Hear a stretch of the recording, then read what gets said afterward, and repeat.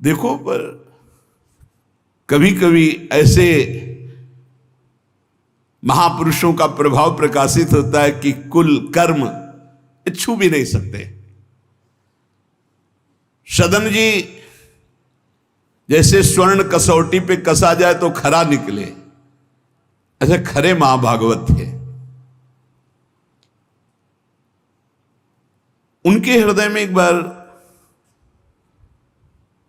कुछ रिश्ते नातेदार आए, बच्चे ही थे, तो पिता एक छोटा बछड़ा लाए थे।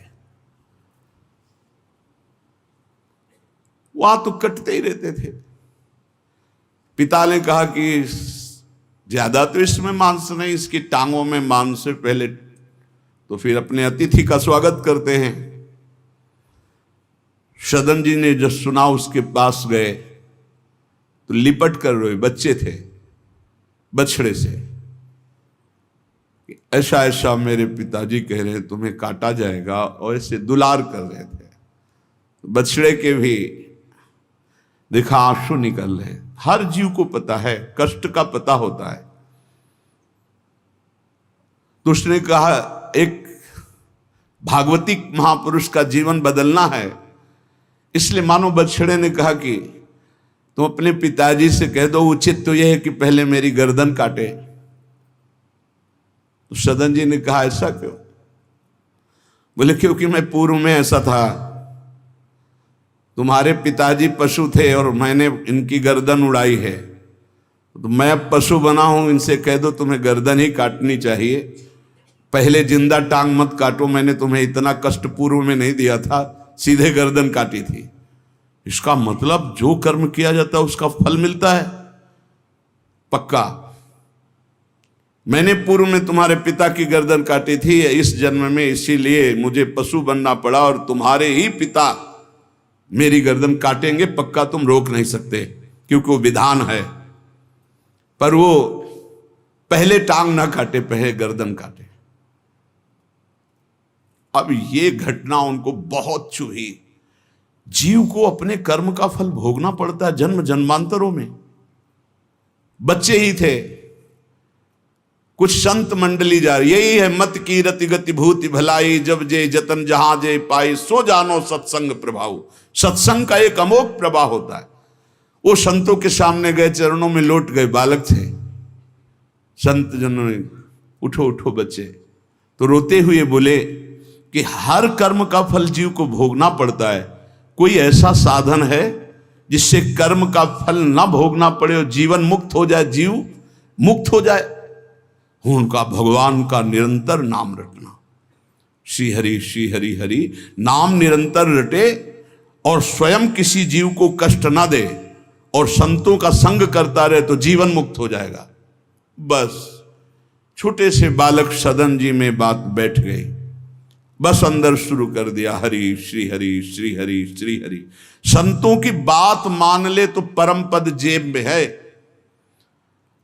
अब पिताजी जब तक रहे तब तक वो वध करते रहे जीवों का, लेकिन सदन जी ने कभी कभी किसी का वध नहीं किया। वो कुल परंपरागत मांस खरीद लाते और उसी को मुनाफा करके बेचते और परिवार का पोषण करने लगे। एक दिन ये रास्ते में आ रहे थे तो किसी साधु का बटुआ ढीला होगा तो शालिग्राम भगवान गिर पड़े थे। इन्होंने उठाया कि अच्छा चमकता हुआ कोई पत्थर है, तो शालिग्राम भगवान को लाए। तो उन्होंने अंदाज में कि आधा 1 किलो के वजन का काम तो करेंगे, तराजू में रख दिया। हरि श्री हरि श्री हरि श्री हरि, हर समय नाम जपना। ये तो बचपन से शुरू था संतों की कृपा से, और भगवान से अंदर से समर्पण था। ये नहीं जानते थे कि शालिग्राम भगवान है, देखा ही नहीं था कभी भगवान के शालिग्राम रूप को। अब जैसे कोई कहता कि 5 किलो दो, तो 5 किलो शालिग्राम बन जाते, 2 किलो तो 2 किलो दो। अब तो बहुत बढ़िया काम की बाट बदलने की जरूरत नहीं, एक ही बाट में जितना मांगो उतना दे देंगे, और ठीक वजन उतना ही होता, कभी किसी को संशय नहीं हुआ। एक दिन वो संत समागम करते ही थे। तो एक संत भगवान है, कोई इनके यहां ये भेद नहीं मानता था कि ये अमुक कुल की, क्योंकि इतने महाभागवत थे। संतों के चरणामृत लेना, उनके पास बैठकर सत्संग करना, तो संत जन इनके यहाँ आकर के बैठते थे। इनके यहाँ आकर के थोड़ी देर भगवत चर्चा, बड़े उच्च कोटि के भाव सदन जी के प्रकाशित थे। तो एक संत भगवान ने देखा कि ये तो बड़े सिद्ध शालिग्राम हैं, इनमें तो चक्र का चिन्ह भी है और ये इससे मांस तोलते हैं। अश्रुपात होने लगे संत जी के कि ऐसा अनर्थ करते हो तुम, भगवान के भक्त हो। संत जी ने सदन जी से बताया कि ये जानते हो तुम्हारे बांट नहीं है, स्वयं शालिग्राम भगवान हैं, और इतना घृणित कार्य कि तुम इनसे एक तरफ मांस और एक तरफ शालिग्राम। बड़ी बड़ी उनको व्यथा हुई। सदन जी ने कहा मुझे कुछ पता नहीं, मैं नहीं जानता, मेरे लिए तो ये बहुत सिद्ध बांट है, मैं जितना ग्राहक मांगता है उतना ही, आधा किलो तो आधा किलो, 5 किलो तो 5 किलो बन जाते हैं। आप देखो अपने कुल कर्म को कर रहे हैं और नाम जप कर रहे हैं, और संतों की कृपा है। तो देखो अचानक रास्ते में भगवान शालिग्राम जी मिले थे। उन्होंने कहा अगर ये भगवान है तो आप ले लो, हम तो सेवा पूजा कुछ जानते नहीं, आप इनको ले जाओ। संत जी ले गए, और देखो ये हृदय में बैठा लीजिए, संत मिले मतलब आखिरी जन्म हमारा है। विश्वास अगर कर ले, पक्का समझ लीजिए ये तुम्हारा विश्वास काम करेगा। निमज्जोन्मज्जताम घोरे भवाब्धौ परमायनम संतो ब्रह्मविदा शांता निर्दडे वापसु मज्जताम। इस घोर संसार सागर में जो हम डूब रहे हैं, तो भगवान भेजते हैं ब्रह्मवेत्ता संत महापुरुष का समागम, और जहां संत मिले तो आखिरी जन्म समझो इस संसार समुद्र से पार होने के लिए सुदृढ़ नौका संत समागम है। भव सागर कहाँ नाव, शुद्ध संतन के चरण, तुलसीदास प्रयास बिनु मिलहि राम दुख हरन। संतों के चरणों का सानिध्य मिला तो देखो सदन जी हरिनाम जपने लगे। सदन जी के हृदय में संतों के प्रति प्रियता बढ़ी। शालिग्राम भगवान मिल, सब बानक बन जाता है।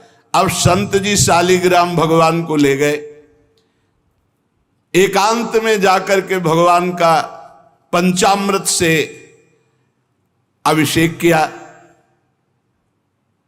और इसके बाद वेद की स्तुति की, पुरुष सूक्त, शास्त्र शीर्षा पुरुखा सहस्राक्षा शास्त्रपात। भगवान को बिल्कुल अच्छा नहीं लगा। देखो भगवान प्रीति चाहते हैं, सिद्धांत एक अलग होता है। इसीलिए कल हम ऊपर कुछ साधकों से कह रहे थे कि किसी भी साधक को ठाकुर जी में जिस रूप में आसक्ति हो उसको ठेस नहीं पहुंचानी चाहिए, क्योंकि पता नहीं कितना आसक्त हो, आप देख करके अच्छा चलो, ऐसे नहीं कभी। वही ओहो धन्य भाग, कितने सुंदर आपके ठाकुर जी है, बहुत सुंदर, आप खूब प्यार कीजिए, क्योंकि पता नहीं वो कितनी गहराई से प्यार कर रहा है आप, तो उसका हृदय बहुत दुखी हो जाएगा। भक्त का हृदय दुखी हुआ तो आपकी उपासना में फर्क पड़ जाएगा। संत जी को लगा था कि कसाई कुल में जन्मे हैं, मांस का उधर पल्ला इधर ठाकुर, क्या अपराध कर रहा है उनको ऐसा, और बाहरी दृष्टि में लगता भी ऐसा ही है। तो कहा भयो जो पे बड़े कुलहू में जन्म भयो, जप तप नेम व्रत साधन अपार है। कहा भयो तीर्थ अनेकन गमन किए, गयो नहीं जौलो निज मन को विकार है। जौलो मेरे संतन में राखे जाति भेद सदा, तौलो कहो कैसे वह पावे सुख सार है। मेरे साधु नीच पद पंकज ना धोयो, जौलो सब शास्त्रन को पढ़िबोई भार है। जरा भी भाव किसी भी संत जो भगवत मार्ग के प्रतीक है, जाति पक्ष में रूप पक्ष में इनके तेज तो है नहीं, ये तो ऐसे बिल्कुल नहीं, सावधान। पता नहीं कौन किस कोटि का, उच्च कोटि का महापुरुष आपका चिन्ह। उन संत बहुत अच्छे संत थे, पर उनके मन में बात आ गई कि जाति के तो कसाई ही, काम तो नीचे ही है, मांस। देखो नहीं जाना भगवान की महिमा, हम समझ रहे थे उच्च कोटि के, और वो बहुत उच्च कोटि के महापुरुष सदन जी, निरंतर नाम जप। और एक खास बात थी सदन जी में, दैन्यता, कि मैं तो किसी योग्य नहीं, और उनको पता भी नहीं था कि शालिग्राम भगवान हैं। तो लेके आयो साधु, मैं तो बड़ो अपराध कियो अभिषेक, सेवा करी पे न भाई है। ये तो प्रभु रीझे तो पे जोई, चाहो सोई करो गरो भरी आयो, सुनिमति बिसराई है।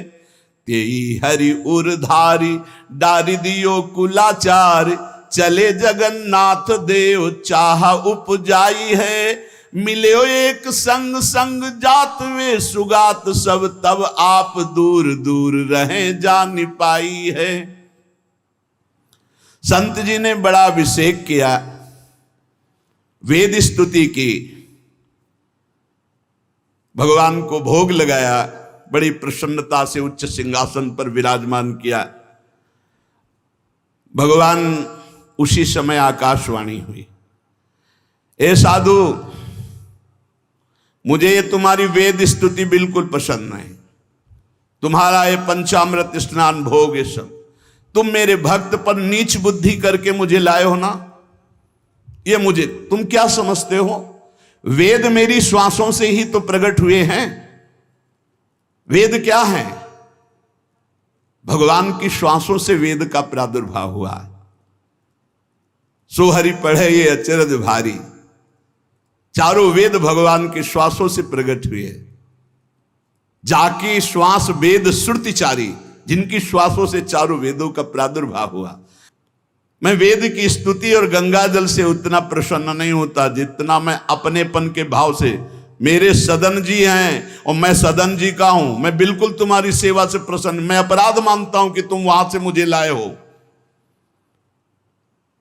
साधु जी यह बात सुनकर एकदम घबरा गए, शालिग्राम भगवान को लिया, दौड़ते हुए सदन जी के पास गए और गदगद स्वर में कहा, मैंने भारी अपराध कर दिया, ठाकुर जी को अप्रसन्न कर दिया। मैंने आपके प्रति भाव किया कि आप कसाई कुल में आपका अधिकार ठाकुर का नहीं है, इसलिए आप ठाकुर जी को नहीं जानते हो, आप ऐसा ये लो। ठाकुर जी अप्रसन्न हो गए हमसे, हमने तो पंचामृत से, गंगा जल से सब अभिषेक किया, पुरुष सूक्त का पाठ किया, ले इस श्री ठाकुर जी को आप स्वीकार करो।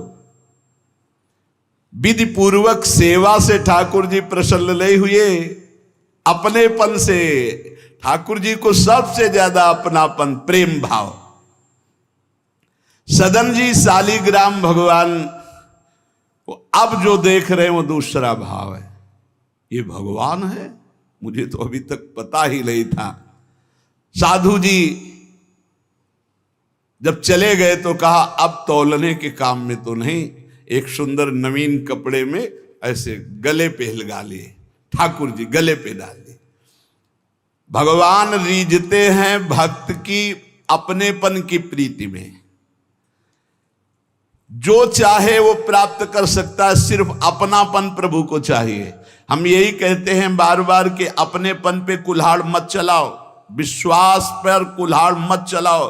साधना बने ना बने, लेकिन हमारे माई श्यामा जी को राज पार हो जाओगे, हमारी बात मान लो। श्री जी सिर्फ अपनेपन को देखती हैं, सिर्फ अपनेपन को।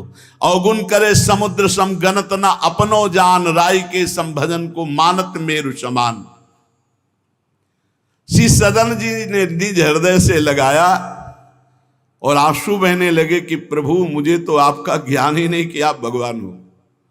आंसुओं से अभिषेक हो, नाथ अभी तक तो मैं आपको जानता नहीं था, बड़ा अपराध हुआ, लेकिन आज मैं, जब आप हमें इतना प्यार करते हैं, जब साधु ने बताया कि मुझे भगवान ने कहा है कि मैं जितना सदन जी को प्यार करता हूं उनकी मैं भावना से प्रसन्न, तुम्हारी सेवा से नहीं, उनको अद्भुत वैराग्य हो गया। बोले आज के बाद घर परिवार में ही नहीं रुकूंगा, अब केवल भगवान का होकर वैराग्य भाव से जीवन भगवान को समर्पित करता हूं। शालिग्राम जी गले में टांगे और कहा पहली यात्रा जगन्नाथपुरी, पहले जगन्नाथ जी के दर्शन करूंगा जाकर, पूरा जीवन अब भगवान के लिए। भगवान देखो कैसे कृपा करते। बचपन में संतों से उपदेश मिला, नाम जब शुरू किया, ऐसे उच्च कोटि के महात्मा के ऐसा कार्य करने पर भी सब संत उनके यहां जाते थे, और उसका परिणाम हुआ कि घोर वैराग्य युक्त होकर भगवान के अनुराग में घर से चल दिए। श्री सदन जी कुटुंब परिवार कुल व्यापार सब छोड़कर जगन्नाथ जी के दर्शन के लिए चले। कुछ दूर चलने पर यात्रियों का समुदाय दिखाई दिया जो जगन्नाथपुरी जा रहे थे, तो उनके संग हो गए। जब उन लोगों ने कुछ ने पहचान कर ली कि अरे तो कसाई कुल के हैं, और तो सब दूर दूर छूना भी नहीं चाहते थे। यही बहुत बड़ी चूक हो जाती है, जो भगवान को समर्पित हो जाए उसमें कभी जाति पक्ष ना देखे, नहीं बहुत बड़ी हानि हो जाती है। राजसूय यज्ञ में स्वपच वाल्मीकि को आदर सहित पवाकर पूर्ण यज्ञ करवाई भगवान ने। ये बात ध्यान रखना है, अपने जात अभिमान में आकर कभी किसी भक्त का अपमान न कर दे कि वो नीच कुल का है ऐसा कुछ। जब ये देखा सदन जी ने कि ये लोग घृणा करते हैं हमसे, तो खुद अलग हो गए। सदन जी बड़े पुलकित है कि आज जगन्नाथ जी के दर्शन होंगे। एक जगह देखा गौएं पानी पीने के लिए लालायित हैं, तो एक आदमी बाल्टी से पानी निकाल तो गौओं को डंडा मारने लगा। सदन जी ने कहा क्यों, पानी क्यों नहीं पीने देते? तो बोले इतना गहरा कुआं है, घसीटने से हमारे हाथ दर्द होते, अपने घर के लिए ले जाएंगे कि इनको पिलाएंगे? तो उनका अगर आप कृपा करें कुछ समय हमें दे दें बाल्टी और मैं भरूं, तो बोले मुझे फिर कोई परेशानी नहीं। भर भर करके 2500 गाय थी, सबको पानी पिलाया। शाम हो गई, पानी खींचने में पिलाने में समय लगा, तो उन्होंने सोचा गांव में भिक्षा मांग लेते हैं और आज रात्रि कहीं एकांतवास कर लेते हैं, सुबह जगन्नाथ जी के दर्शन करेंगे। तो आयो मग गांव भिक्षा ले नई ठाव गयो, नयो रूप देखी को तियारी जी परी है, बैठो या ही ठौर करो भोजन निहोरी कहो, रहो निसि सोई आई मेरी मति हरी है, ले वो मुंह को संग गरो काटो तो न होए रंग, बूझी और काटी पति ग्रीव पे न डरी है, कही अब पागो मोसो ना तो कौन तो सो मोसो, सुर करी उठी इन मार्यो भीर करी है। बहुत कठिन है वैराग्य लेकर भगवान के मार्ग में परम दयालु स्वभाव श्री सदन जी जगन्नाथ जी के दर्शन करने। रास्ते में एक घर में आवाज लगाई भिक्षाम दे। भगवान की लीला, एक स्त्री निकली भिक्षा लेकर, देखा रूप। तो जो भगवान का नाम जप करते हैं, भगवान आश्रित होते हैं, उनका रूप अलौकिक होने लगता है। एक दिव्य आकर्षण होता है जो सबके चित्त को आह्लाद प्रदान करता है, क्योंकि आनंद स्वरूप भगवान का निरंतर चिंतन होता है। उसके प्रभाव से मुखाकृति में एक अद्भुत लावण्य, एक अद्भुत आकर्षण होता है। वो स्त्री ने देखा कि नवयुवक भिक्षुक तेजस्वी, वो रीझ गई, देखते ही रीझ गई, और उसने कहा कहीं मांगने की जरूरत नहीं, आप यहां बैठो और भोजन करो। सदन जी ने कहा हमें पाना तो है ही, जब आप पवाने के लिए कह रही तो पवा दीजिए। स्वाभाविक, क्योंकि अभी वैराग्य मार्ग में निकले। उस स्त्री ने प्रार्थना की, भोजन बना के पवाया और कहा, प्रभु यदि आज रात्रि यहीं विश्राम कर लें तो आपको क्या, सुबह जगन्नाथपुरी चले जाइए। आपने उस स्त्री के विशेष आग्रह को स्वीकार करके उसके घर में शयन करना स्वीकार कर लिया। जब उसके पति सो गए तो रात्रि में उठ करके आई और आपके पास आकर बोली कि मैं आपको देख करके काम से पीड़ित हो चुकी हूं, अतः आप मुझे स्वीकार कीजिए और मैं सदा सदा के लिए आपके साथ के लिए चल दूंगी। सदन जी ने कहा, यदि तू मेरा गला भी काट डाले तो भी मैं तुझे स्पर्श नहीं कर सकता, क्योंकि तेरा पति है। अच्छा, उसने गलत अर्थ ले लिया। उसके भाव में आया कि अगर पति है तो ये स्पर्श नहीं करेंगे, अगर पति ना हो तो स्वीकार कर लेंगे। कोवा मदांधो मदना तो रोवा, अंधों में भी अंधा कौन है, बोले जिसमें काम जागृत हो जाए। वो ऐसे काम से व्याकुल हो गई कि सोते हुए अपने पति का बिल्कुल भी प्रियता न रखते हुए गला काट दिया और आकर बोली सदन जी से कि अब मुझे स्वीकार करो, आपको पति का भय था ना, गला काट दिया। सदन जी ने कहा कि तू कितनी नीच है, जब तू अपने पति का गला काट दिया तो तू कितनी नीच है, इतना सोचा है? वैसे ही मैं तुझे स्पर्श नहीं करता, अब तो तुझे देखना भी नहीं। तो स्त्री ने कहा, मुझे ऐसा मत समझो कि मैं तुम्हें भी बख्शिश दूंगी, तेरे कारण मैंने अपने पति का गला काटा है, तो फिर तू भी नहीं बच सकता। तो सदन जी ने कहा, क्या कर सकती हो?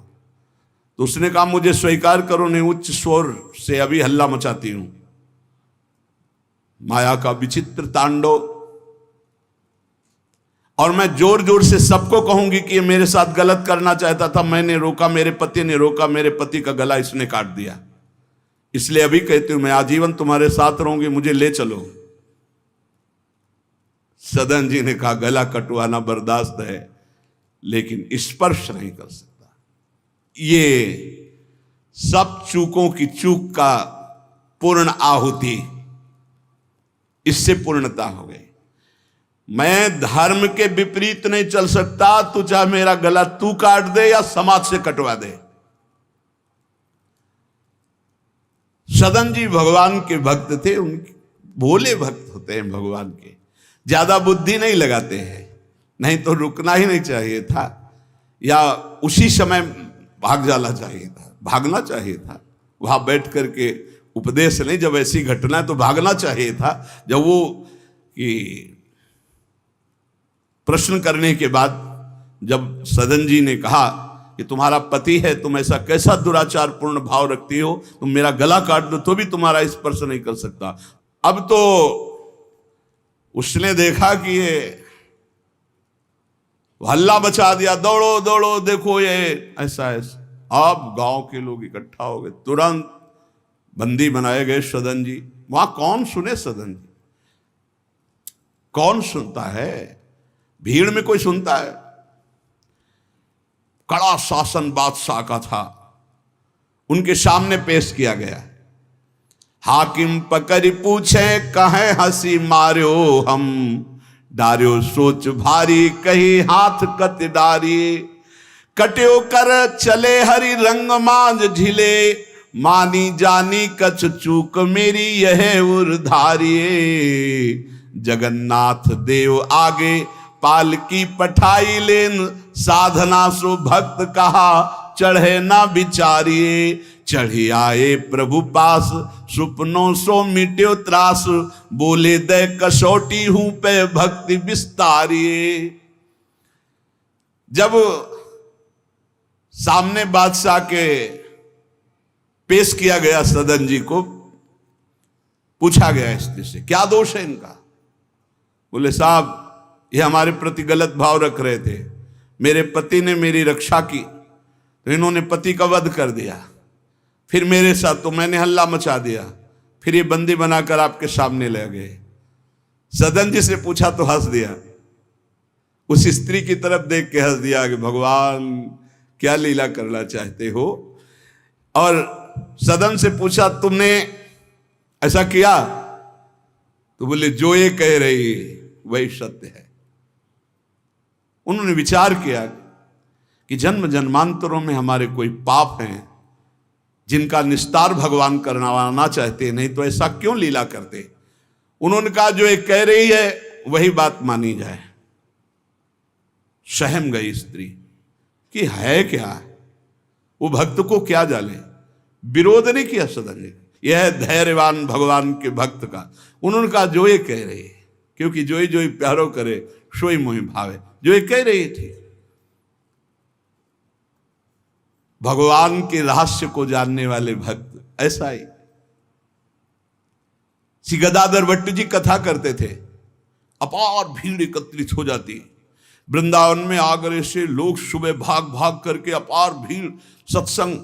तो एक कल्याण सिंह जी थे, बड़े जमींदार धनी, और सत्संग का प्रभाव है कि जितेंद्रियता, वैराग्य, भगवत प्रीति ये बढ़ती है। तो जब से उन्होंने सत्संग सुना तो ब्रह्मचर्य का नियम ले लिया, पत्नी से बात नहीं करते थे। अब घर गृहस्थी में तो यही संसारिक सुख है। कई महीने हो गए वो अपने राजकाज और सत्संग में भाग जाना, सत्संग से आना, बस एकांत में भजन करना। पत्नी ने देखा कि कई महीने हो गए, हमारी तरफ देखना भी नहीं, बातचीत नहीं, ये कहाँ जाते हैं, कौन है ऐसा। तो पता चला गदाधर भट्ट जी क्या। बोले हमारी जिंदगी का कांटा है वो, बड़े सुख चैन से जीवन कट रहा था, जब से सत्संग में गए। अरे दक्ष ने साप दे दिया नारद जी को इसी बात के लिए, साप दे दिया।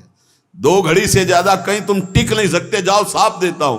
तो नारद जी ने कहा 24 दूनी 48 मिनट में तो हम बड़ा काम कर लेंगे, तुम साप दे दो कोई बात नहीं। उसने सोचा कि मैं ऐसा मुंह काला करूं गदाधर भट्ट जी का कि कोई सुनने ही ना जाए, तो जब ये कथा नहीं सुनेंगे तो फिर हमसे प्यार करने लगेंगे। इसी ताक में थी कि कैसे क्या करूं। तो देखा उनकी गली में एक भिखारिन मांग रही थी, फटे पुराने कपड़े पहने, गर्भवती थी। फौरन बुलाया और सोने की असरफियां दी। अरे वो तो गली में मांगने वाली सोने की असरफियां मिली। अरे मालकिन तो उनका एक काम है, जितना तू धन कहेगी तुम्हारे परिवार वालों को दूंगी, बस एक काम कर, तू जा करके कथावाचक, जहां मेरे पति कथा सुनने जाते हैं उनका नाम गदाधर भट्ट है, वहां जाके बीच सभा में कह दो कि वैसे तो रोज आते थे और जब से ये हो गया तब से आ नहीं रहे, इसका पालन पोषण कौन करेगा। बस वो समझ गई थी इतने में सब भक्तों की श्रद्धा खत्म हो जाएगी। गली गली मांगने वाली उसको इतना स्वर्ण मुद्रा मिल गई, वो फूली हुई गई और कहा पंडित जी। पूरी सभा ऐसे लगी थी, नजदीक जाके जब ये नहीं रहा था तब रोज आते थे, जब से गर्व रह गया तो आना ही बंद कर दिया, इसका पालन कौन करेगा। बोले बैठो बैठो, बहुत दिनों में आए, बैठो, जिसने गर्भ दिया वही इसका पालन भी करेगा, तुम चिंता क्यों करती हो। खुश खुश शुरू हो गई कि यार ऐसा बड़े त्याग वैराग्य, बड़े उच्च कोटि के महापुरुष गदाधर भट्ट जी बड़े त्याग वैराग्य की बातें करते हो, ये हालत है पीछे की। अरे कुछ लोग कहने लगे हम तो कहते ही थे, शोरगुल शुरू हो गया।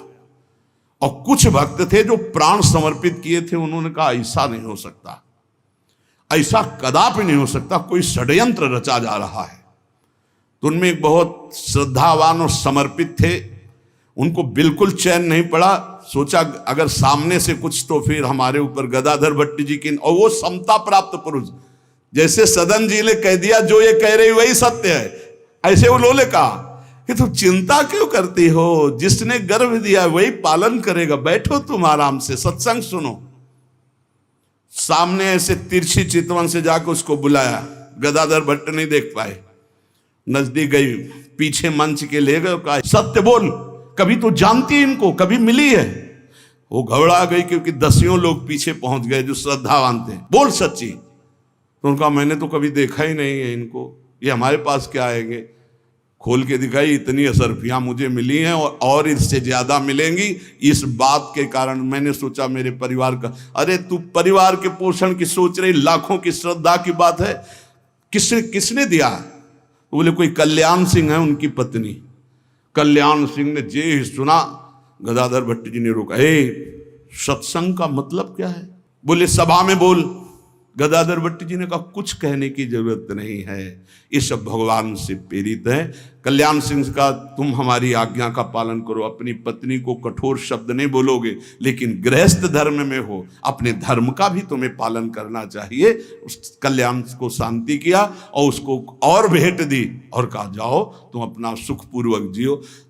जैसे महापुरुष जो स्थिति होते उसमें सबको लगने लगा था। उन्होंने कहा बैठो बैठो बैठो, जिसने गर्भ दिया वही पाल। अब वो तो कह रहे हैं भगवान को लेकर, और लोग समझ रहे हैं कि मामला है। ऐसी सदन जी ने कहा जो ये कह रही वो सत्य है, क्योंकि वो समझ रहे हैं कि भगवान कुछ दंड देना चाहते हैं, तो मैं क्यों बचना चाहूं। भक्तों का बड़ा विचित्र स्वभाव होता, समझ पाना बड़ा कठिन। उन्होंने कहा जो कह रही है सत्य है। जो हाकिम था उसने जब देखा तो उसने कहा मेरा हृदय कह रहा है कि इनके चेहरे से लगता है ऐसे नहीं है, पर ये जब स्वयं स्वीकार कर रहे हैं तो दंड देना ही पड़ेगा। तो इस अपराध का क्या दंड होता है? बोले दोनों हाथ काट लिए जाएं। यहां से दोनों हाथ काट लिए गए, लेकिन उनकी मुस्कुराहट में फर्क नहीं पड़ा। 22 बाजारों में कोड़े मार मार करके बेहाल किया जा रहा है। हरि बोल के सिवा एक शब्द नहीं निकला ठाकुर हरिदास जी के। आप विचार कीजिए भक्ति में कितनी शक्ति है, कितनी अपार सामर्थ है। इतनी बार कष्ट दिया गया प्रहलाद जी को, एक बार भी हरि से शिकायत नहीं की। हर बार हरि हरि हरि, हर समय मतलब बलिहारी है इन महाभागवतों की, जो भगवान के लाडले हैं। माया पर विजय प्राप्त करके दिखा दिया इन्होंने कि चाहे जितना सताओ, हरि के भक्त में ना हरि से प्रश्न है और ना सामने वाले पर कोई शिकवा शिकायत। दोनों हाथ काट लिए गए, मुक्त कर दिया गया, इसलिए कि वैष्णव है, भगवत भक्त है। अपराध बन गया तो हाथ काट लिए गए, उनको जेल आदि नहीं, भगवान की शिक्षा। अब रक्त श्राव हाथों से हो रहा है। जय जगन्नाथ, जय श्री हरि, जय श्री हरि। यात्रा नहीं रुकी जगन्नाथ जी की। जगन्नाथ जी ने तत्काल अपने पार्षदों से कहा मेरे महाभागवत सदन जी आ रहे हैं, तुरंत पालकी लेकर जाओ और उनको बैठाल के लाओ। जगन्नाथपुरी में प्रवेश ही किए थे कि पालकी लिए हुए पार्षद दौड़े, कौन से सदन जी हैं, सदन भक्त किनका नाम है? तो उनका सदन तो इस अधमदास का नाम। पालकी पे बैठो जगन्नाथ जी। अरे उनका कैसे पालकी, भगवान की भेजी पालकी में, पालकी को साष्टांग दंडवत किया ऐसे कि भगवान की नहीं, जबरदस्ती भगवान के पार्षदों ने उठा के पालकी में। जय जगन्नाथ। सदन जी सोच रहे कौन सी लीला है, वहां हाथ कटवा रहे। या इतना बड़ा सम्मान कि किसी को नहीं मिल सकता। जगन्नाथ जी के पार्षद पालकी लेकर जब जगन्नाथ जी के सामने गए तो आंख में आंख मिलाई और कहा प्रभु इच्छा तो थी कि हाथ जोड़कर आपको, पर अब हाथ ही नहीं, तो ऐसे ही जीव किया तो जैसे स्वप्न में दुख मिला था जागते ही खत्म हो जाता है, ऐसे ही कोई पीड़ा नहीं, कोई हाथ कटे नहीं, पूरे नवीन हाथ और साष्टांग भगवान को दंडोत। भगवान ने कहा कि तुम हमारी कसौटी में पास हुए, जाओ तुम्हारे द्वारा इस जगत में भक्ति का विस्तार हो। जो तुम्हारे लीला चरित्रों का गायन करेंगे, जो तुम्हारे भाव, तो तुम उनके अंदर भी जैसी तुम्हारी सामर्थ्य भक्ति की वैसी भक्ति की जागृति हो।